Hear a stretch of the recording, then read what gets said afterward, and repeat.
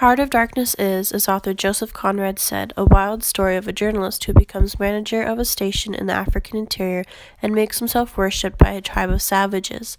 Thus described, the subject seems comic, but it isn't.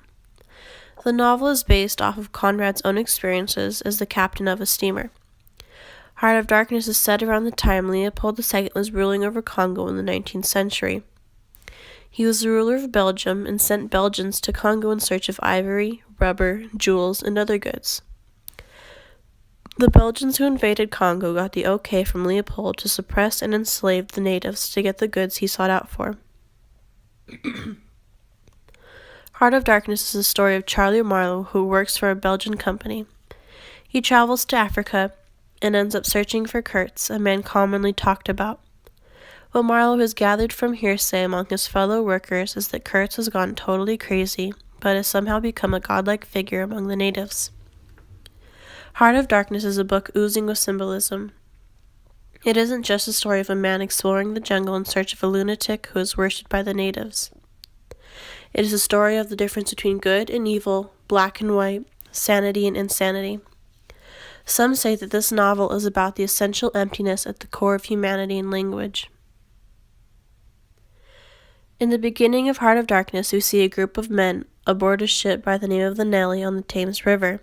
Marlowe, who is aged by now, is telling those on board of the time he went to Congo.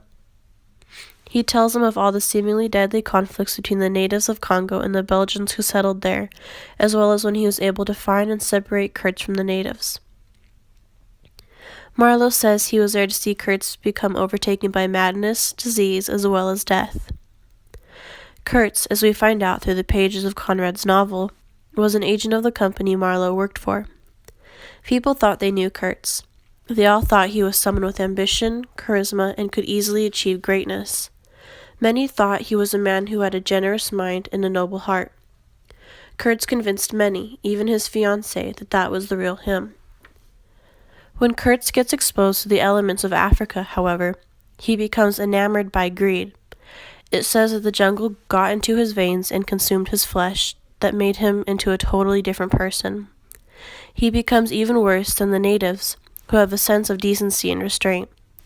For example, the cannibals ate rotten hippo meat instead of eating the pilgrims who they heavily outnumbered.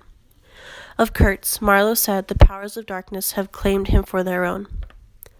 After learning of all this about Kurtz, one can't possibly think he and Marlowe share any similarities, right? Wrong. They are quite similar, actually. Both come from upper middle-class families from Europe.